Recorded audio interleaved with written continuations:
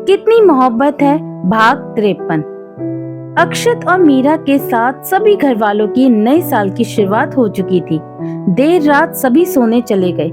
अगली सुबह मीरा उठी, नहाकर नीचे आई। सभी नाश्ते के लिए साथ बैठे थे। विजय और अर्जुन ने नाश्ता किया और ऑफिस के लिए निकल पड़े। दादू भी टहलने चले गए। नीता और राधा किचन के कामों में व्यस्त थी और निधि अपने फोन में। अक्षत अभी तक सो रहा था। मीरा अपने कमरे में चली आई। कॉलेज के 3 साल पूरे हो चुके थे। अब वो क्या करे। घर में रहकर वो बोर हो जाती थी। उसने निधि से इस बारे में बात की तो निधि ने कहा, तुम सिविल्स की तैयारी क्यों नहीं करती? वैसे भी तुम्हें समाज सेविका बनना है तो सिविल्स में जाकर तो तुम और अच्छा कर पाओगी। मीरा ने निधि की बात सुनकर मन ही मन कहा, तुम्हें कैसे बताएं कि हमारे पास पहले से इतना सब है कि हमें नौकरी करने की जरूरत ही नहीं है। जो पैसे हैं उन्हें दूसरों के भले के लिए इस्तेमाल करना चाहते हैं। अच्छा, तो तुम ये सोच रही होंगी ना कि पढ़ाई का खर्चा कहाँ से आएगा, है ना?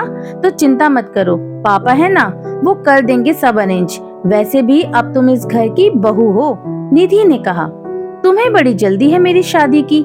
मीरा ने घूरते हुए कहा, तुम्हारी होगी तब ना मेरा नंबर आएगा। निधि ने बड़बड़ाते हुए कहा, क्या कहा? मीरा ने कहा, अरे कुछ नहीं। अच्छा बताओ तुम्हारा क्या प्लान है? निधि ने कहा, कुछ बच्चे अडॉप्ट करके उन्हें एक अच्छी जिंदगी देना चाहते हैं। मीरा ने कहा, तुम जरूर करोगी, हम सब तुम्हारी इसमें मदद करेंगे। निधि ने उसे गले लगाते हुए कहा। दोनों बातें करती रहीं। मीरा ने देखा घड़ी में सुबह के 11 बज रहे हैं और अक्षत का अभी तक कुछ अता पता नहीं। वो उठकर कमरे से बाहर आई और देखा अक्षत का रूम अभी भी बंद था। मीरा अक्षत के रूम के सामने आई और दरवाजा खोलकर अंदर आई।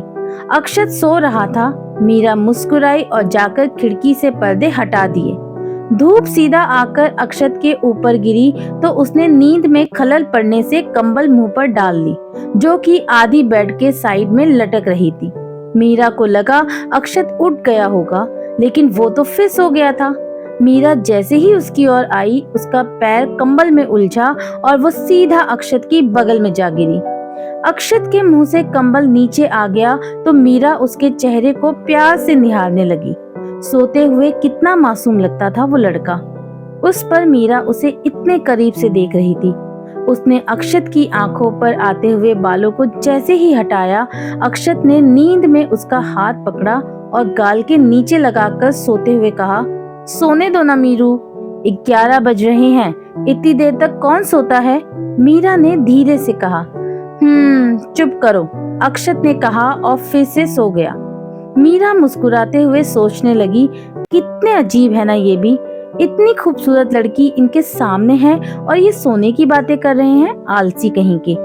मीरा उठी और उठकर जाने लगी तो अक्षत ने उसका हाथ पकड़कर उसे रोक लिया। मीरा ने मुड़कर देखा तो वो अधखुली आंखों से उसे ही देख रहा था। अच्छा, तो आप सो नहीं रहे थे? मीरा ने कहा। बैठो, अक्षत ने उठकर बैठते हुए कहा। हालांकि मीरा का हाथ अभी भी उसके हाथ में था। मीरा बैठ गई और अक्षत के बालों को सही करते हुए कहने लगी, इतनी देर तक सोते रहेंगे तो आपके क्लाइंट केस बंद करके भाग जाएंगे वकील साहब। अभी बना कहाँ हूँ, कल बात हुई थी यूनिवर्सिटी में, 1-2 दिन में रिजल्ट आने वाला है, उसके बाद वापस दिल्ली। लेकिन इस बार मैं अकेले नहीं जाऊंगा, अक्षत ने कहा। फिर? मीरा ने कहा, तुम्हारे साथ। अक्षत ने प्यार से अपना सर मीरा की गोद में रखते हुए कहा और उसका हाथ अपने सर पर रख लिया। मीरा अपनी उंगलियां उसके बालों में घुमाने लगी तो अक्षत ने कहा, तुम्हारी जिम्मेदारी अब मुझ पे है और मैं तुम्हें यहाँ अकेले नहीं छोड़ना चाहता। जीजू और दी से बात हो गई थी मेरी, तुम्हारे वहाँ आने की बात सुनकर वो भी बहुत खुश हैं। मैं वहाँ रहकर अपनी पढ़ाई कंप्लीट करूँगा। और हम क्या करेंगे? मीरा ने कहा, तुम मेरा ख्याल रखोगी जैसे यहाँ रखती हो, वैसे तुम वहाँ अपने पर काम भी कर सकती हो। अक्षत ने हक जताते हुए कहा। हम बहुत लकी हैं। मीरा ने अक्षत का हाथ अपने हाथों में लेकर कहा। वो कैसे? अक्षत ने कहा, हमें आप जो मिले, हमने कभी सोचा नहीं था कोई ऐसा भी होगा हमारी जिंदगी में जो हमें इतना सपोर्ट करेगा और हमारी भावनाओं को समझेगा। मीरा ने सहजता से कहा। मीरू, हम दोनों एक दूसरे के लिए लकी हैं। तुम मेरी जिंदगी में ना आई होती तो मैं कभी जान नहीं पाता कि मैं अपनी जिंदगी से क्या चाहता हूँ। तुमने मुझे खुद पर भरोसा करना सिखाया है, मुझे प्यार करना सिखाया है और सबसे मोस्ट वैल्यूड कि तुमने मुझे परिवार से जुड़ना सिखाया है। मैं अकेला रहता था, किसी की बात नहीं सुनता था, लेकिन तुम्हारे साथ रहकर मैंने परिवार और रिश्तों की अहमियत समझी है मीरा। अक्षत ने कहा, ये सब खूबियां आप में पहले से ही हैं, बस आप देख नहीं पाए। मीरा ने कहा, मैंने ये सब तुम्हारी आंखों से देखा है। अक्षत ने गोद से सर हटाकर उठते हुए कहा, और मैंने ये सब आपकी आंखों में देखा है। पता है, आप उतने भी लापरवाह नहीं हैं जितना मैं समझती थी। मीरा ने शरारत से कहा, हाँ थोड़ा सा हूँ तुम्हारे प्यार में। अक्षत भी कहाँ पीछे रहने वाला था। उसने ऐसे कहा तो मीरा एक टक उसकी आंखों में देखते हुए कहने लगी, जब प्यार है तो फिर इतना गुस्सा क्यों? क्योंकि जो मेरा है वो सिर्फ मेरा है, किसी और का हक नहीं हो सकता उस पर। अक्षत ने कहा, मत करो इतना प्यार हमसे अक्षत जी कि हम आपके अलावा कुछ और सोच ही ना पाए। मीरा ने उसकी आंखों में झांकते हुए कहा, तुम्हारे दिल में अपने लिए इतना प्यार भर दूंगा मीरा कि तुम कभी मुझे भूल नहीं पाओगी। तुम्हारी आंखों में अगर कुछ नजर आएगा तो सिर्फ मैं और मेरा प्यार। आशिक तो बहुत देखे होंगे तुमने अपनी जिंदगी में, पर मेरे जैसा सरफेरा आशिक नहीं मिलेगा। अगर तुम्हारे लिए जान दे सकता हूँ तो याद रखना, जिस दिन तुमने मुझे भूलने की कोशिश की तुम्हारी जान ले भी सकता हूँ। अक्षत थोड़ा सीरियस हो गया। उसे इस तरह देखकर मीरा ने अपना सर उसके सीने से लगाकर कहा, हम आपको छोड़कर कहाँ जाएंगे, हम हमेशा आपके पास रहेंगे। देखिए कितनी जोरों से धड़क रहा है आपका दिल, आपकी इन्हीं बातों से डर लगता है हमें, और मैं सिर्फ तुम्हें खोने से डरता हूँ मीरा। अक्षत ने उसे बाहों में समेटते हुए कहा, इतना चाहते हैं हमें? मीरा ने आंखें मूंदे हुए कहा। वो अक्षत के सीने की धड़कनें अभी भी साफ सुन पा रही थी। हाँ, खुद से भी ज्यादा, अक्षत ने कहा। मीरा उसके सीने से लगी रही। साल का पहला दिन था और उसकी शुरुआत इतनी प्यारी थी। कुछ देर बाद अक्षत का फोन बजा। अक्षत मीरा से दूर हुआ और फोन पर बात करने लगा। उसे किसी काम से बाहर जाना था, इसीलिए मीरा से चाय का बोलकर अक्षत नहाने चला गया। मीरा नीचे चली आई। उसने अक्षत के लिए चाय बनाई। नाश्ता पहले से तैयार था। अक्षत नीचे आया। उसने नाश्ता किया और राधा को बोलकर घर से बाहर निकल गया। आज अक्षत के लिए बहुत बड़ा दिन था। पिछले कई दिनों से वो किसी जरूरी काम में लगा हुआ था और आज वो पूरा होने जा रहा था। दिन भर वो लोगों से मिलता रहा और काम करता रहा। उसी शाम राधा, नीता और दादी माँ हॉल में बैठकर अर्जुन की शादी का एल्बम देख रहे थे। विजय और अर्जुन ऑफिस से आ चुके थे और शाम की चाय पी रहे थे। मीरा भी वहीं सबके साथ बैठी थी। तभी डोरबेल बजी। अक्षत होगा सोचकर मीरा ने कहा, हम खोल देते हैं। मुस्कुराते हुए मीरा दरवाजे की ओर बढ़ी। सुबह के बाद से ना उसने अक्षत को देखा था, ना ही उससे कोई बात हुई थी। मीरा ने जैसे ही दरवाजा खोला, सामने एक रोबीला आदमी खड़ा था और उसके साथ कुछ पुलिस वाले और एक काला कोट पहने वकील था। मीरा कुछ समझ पाती इससे पहले वो रोबीला इंसान साइड हटा और मीरा की नजर उसके पीछे खड़े इंसान पर पड़ी, जो कि अमर प्रताप सिंह ही था। उसे देखकर मीरा का दिल धक से रह गया। मीरा, क्या हुआ बेटा, कौन है? विजय ने हॉल से ही आवाज लगाकर कहा। मीरा की आवाज जैसे उसके गले में ही अटक गई। उससे कुछ बोला ही नहीं गया। वो फटी आंखों से अमर को देखती रही। अमर के चेहरे पर कोई भाव नहीं था। वो बस खामोशी से मीरा को देख रहे थे। अमर और बाकी सब अंदर आए। अमर को वहां देखते ही राधा का मन किसी अनहोनी के डर से घबराने लगा था। विजय ने पूछा, जी कहिए, आप लोग इस तरह? ये है मिस्टर अमर प्रताप सिंह, इस शहर के जाने माने आदमी और प्रताप इंडस्ट्रीज के मालिक। इन्होंने दावा किया है कि आपके घर में रह रही लड़की मीरा सिंह राजपूत इनकी बेटी है और इन पेपर से ये प्रूव हो जाता है। आपने गैर कानूनी तरीके से इनकी बेटी को अपने साथ रखा हुआ है। पास खड़े वकील ने कहा। विजय ने सुना तो हैरान रह गए और राधा की ओर देखकर कहा, राधा, क्या कह रहे हैं ये लोग? राधा अमर के सामने आई और गुस्से से कहा, आखिर क्या चाहते हो तुम अमर? सावित्री को तो तुम पहले ही मार चुके हो, अब यहाँ क्यों आए हो? राधा की आवाज गुस्से से कांप रही थी और वो लगातार अमर को घूरे जा रही थी। अमर ने सहजता से कहा, सावित्री के जाने का दुख मुझे भी उतना ही है जितना तुम्हें है।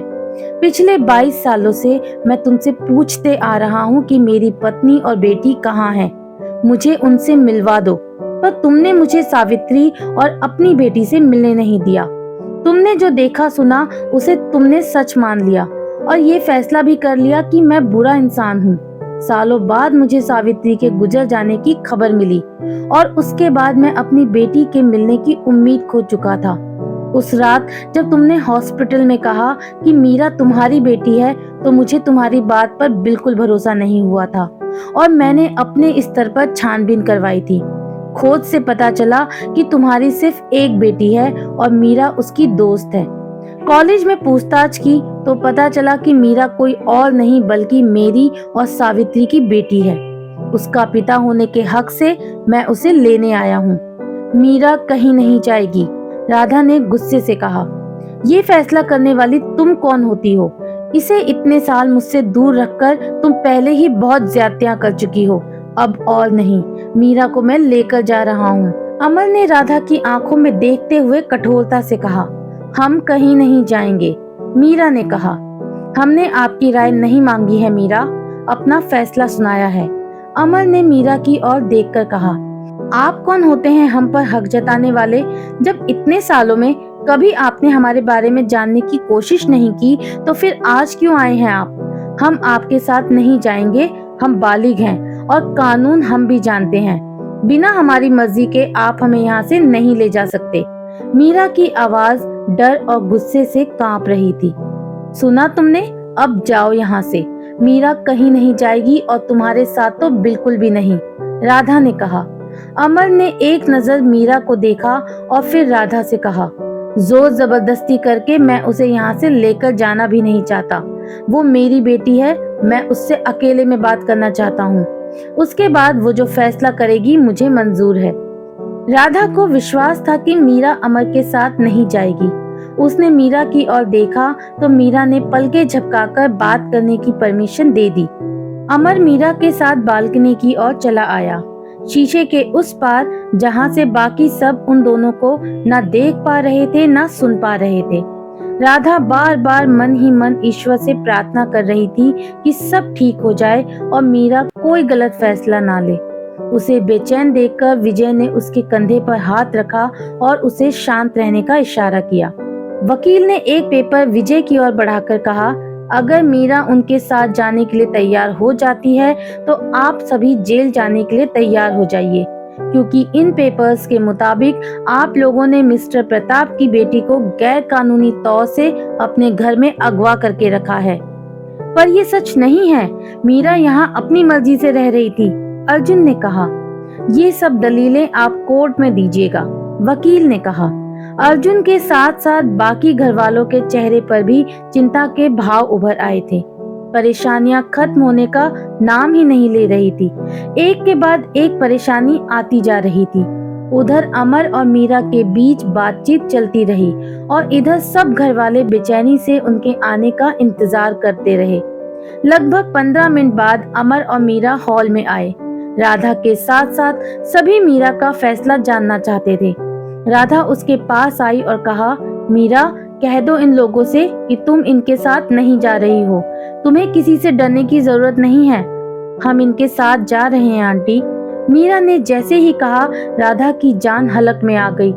उसने मीरा की बाह पकड़कर अपनी ओर करके कहा, ये क्या कह रही हो तुम? मीरा, ये आदमी तुम्हें भटका रहा है। तुम इसकी बातों का यकीन मत करो मीरा। ये हमारे पिता हैं आंटी, हमारा बुरा नहीं सोचेंगे। आज तक आप लोगों ने हमारा साथ दिया, आज भी दीजिए, हमें इनके साथ जाने दीजिए। मीरा ने हाथ जोड़कर नजर झुकाते हुए कहा। राधा बदहवास सी विजय के पास आई और लगभग रोते हुए कहा, विजय देखो ना, पागल हो गई है ये लड़की, कैसी बहकी बहकी बातें कर रही है। वो अच्छा आदमी नहीं है विजय, मैं मीरा को उसके साथ नहीं जाने दे सकती। विजय ने राधा को संभाला और मीरा से कहा, मीरा ये क्या कह रही हो तुम? मानता हूँ वो तुम्हारे पिता हैं, लेकिन जल्दबाजी में कोई गलत फैसला मत लो। एक बार राधा की बात सुन लो, हो सकता है वो सही हो। आंटी अपनी जगह सही हैं और ये अपनी जगह। हमने बहुत सोच समझकर फैसला किया है अंकल, हमें इनके साथ जाना होगा, मीरा ने कहा। मीरा की बातें सुनकर राधा की आंखों से आंसू बहने लगे थे। अर्जुन को मीरा का अचानक से किया फैसला कुछ समझ नहीं आ रहा था। वो उसके पास आया और कहा, ये क्या कह रही हो तुम मीरा? हम सब तुम्हारे साथ हैं, इनसे डरने की जरूरत नहीं है तुम्हें। हमने ये फैसला अपनी मर्जी से लिया है अर्जुन जी, किसी के दबाव में आकर नहीं, मीरा ने कहा। लेकिन ये सही नहीं है, तुमने सोचा भी है अक्षत भाई का क्या होगा? ऐसे कैसे तुम एक तरफा फैसला कर सकती हो? निधि ने गुस्से से मीरा के सामने आकर कहा, ये सब मत कहो निधि, हम कमजोर पड़ जाएंगे, हमें जाने दो, इसी में सबकी भलाई है। कहते हुए लगभग मीरा की आंखों में आंसू आ गए। निधि ने उसके हाथों को थाम लिया और कहा, तुमने मुझसे वादा किया था मीरा, तुम भाई को छोड़कर नहीं जाओगी, फिर क्यों जा रही हो? मत जाओ मीरा प्लीज। मीरा ने मुश्किल से आंसुओं को अपनी आंखों में रोक लिया और निधि से अपने हाथ छुड़ाते हुए कहा, हमें माफ कर देना निधि, हम तुमसे किया वादा नहीं निभा पाए। कहते हुए मीरा विजय और राधा के पास आई और उनके पैर छूते हुए कहा, आप दोनों ने हमें इस घर में बहुत प्यार दिया, सम्मान दिया, उसे हम कभी नहीं भूल पाएंगे। आप दोनों इतने अच्छे हैं कि हम अगली बार आप दोनों की बेटी बनकर इस दुनिया में आना चाहेंगे। अनजाने में कभी हमने आप लोगों का दिल दुखाया हो तो हमें माफ कर दीजिएगा। मीरा ने दादू और दादी के पैर छुए और जैसे ही अर्जुन की ओर आई, अर्जुन की आंखों में आंसू आ गए। उसने ना में गर्दन हिलाते हुए कहा, मत जाओ मीरा प्लीज। मीरा ने अर्जुन का हाथ अपने हाथों में लेकर कहा, आप हमें दोस्त मानते हैं ना, तो फिर हमारी मजबूरी भी समझिए। अर्जुन इसके बाद कुछ बोल ही नहीं पाया। उसकी आंखों से बहकर आंसू गालों पर आ गए। मीरा ने निधि से बात करनी चाही तो निधि ने उसे पीछे धकेला और रोते हुए ऊपर चली गई। उसे विश्वास नहीं हो रहा था मीरा ऐसे सबको छोड़कर जाएगी। नीता जो अब तक चुप थी, मीरा के पास आई और कहा, एक बार अक्षत से मिल लो मीरा, उन्हें पता चला तुम ऐसे जा रही हो तो वो बर्दाश्त नहीं कर पाएंगे, उन्हें संभालना मुश्किल होगा हम सबके लिए। उनसे मिले तो सच में नहीं जा पाएंगे और आप सब है ना उनके साथ, संभाल लेंगे उन्हें। मीरा ने बमुश्किल अपने आंसुओं को रोकते हुए कहा, चले मीरा? अमर ने कहा, जी। मीरा कहते हुए उनके साथ चल पड़ी। सभी घर वाले उसे रोकने की मिन्नतें करते रहे, पर मीरा ने जैसे अपने सीने पर पत्थर रख लिया हो। वो किसी की भी नहीं सुन रही थी, बस चली जा रही थी। राधा के आंसू तो रुकने का नाम नहीं ले रहे थे। सभी घर से बाहर आए, तभी सामने से बाइक पर अक्षत आया। उसने देखा पुलिस और कुछ अनजान चेहरे वहां हैं, तो उसने बाइक को स्टैंड पर भी नहीं लगाया और ऐसे ही छोड़कर उनके पास आकर कहा, मीरा को कहाँ लेकर जा रहे हो? ये मीरा के पिता हैं और पिता होने के हक से उसे अपने साथ लेकर जा रहे हैं, इंस्पेक्टर ने कहा। मीरा पर किसी का कोई हक नहीं बनता, ये सिर्फ मेरी है, इसे ऐसे कोई लेकर नहीं जा सकता, अक्षत ने गुस्से से कहा। ये फैसला खुद मीरा ने किया है, हमने इसके साथ कोई जोर जबरदस्ती नहीं की, अमर ने कहा। मैं आपसे बात नहीं कर रहा, so you just shut up. कहते हुए अक्षत मीरा के सामने आता है और कहता है, तुम इतना बड़ा फैसला कैसे ले सकती हो मीरा? तुम जानती हो हम दोनों एक दूसरे को चाहते हैं, फिर ये सब क्यों? अक्षत ने कहा। मीरा खामोश रही तो अक्षत अपने पापा के पास आया और कहा, पापा रोको उसे, वो ऐसे कैसे जा सकती है?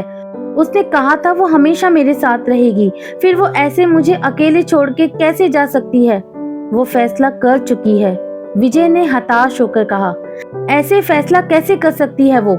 अक्षत गुस्से से मीरा की ओर आया और थोड़ी ऊंची आवाज में कहा, हर बार तुम्हारी मनमर्जी नहीं चलेगी मीरा, तुम ऐसे कैसे कर सकती हो? आवाज नीचे, वो हमारी बेटी है। अमर ने अक्षत से कठोरता से कहा। अमर के इन शब्दों ने अक्षत के गुस्से को और बढ़ावा दिया और उसने सबके सामने दोनों हाथों से अमर की कॉलर पकड़ ली और गुस्से से उसे घूरते हुए कहा, आपकी बेटी होगी बाद में, पहले वो मेरी मीरा है और उसे इस तरह कोई नहीं ले जा सकता। अक्षत के कॉलर पकड़ने से सभी घर वाले घबरा गए। उसके गुस्से से सब वाकिफ थे, लेकिन अक्षत ने उन्हें नहीं छोड़ा। कांस्टेबल ने अक्षत को दूर करने की कोशिश की, लेकिन अक्षत ने उसे ही एक घूंसा दे मारा। सबके सामने कॉलर पकड़ने से अमर को गुस्सा आ गया और उसने इंस्पेक्टर से कहा, अरेस्ट कर लो इसे, ये जानता नहीं है इसने किसके गिरेबान पर हाथ डाला है।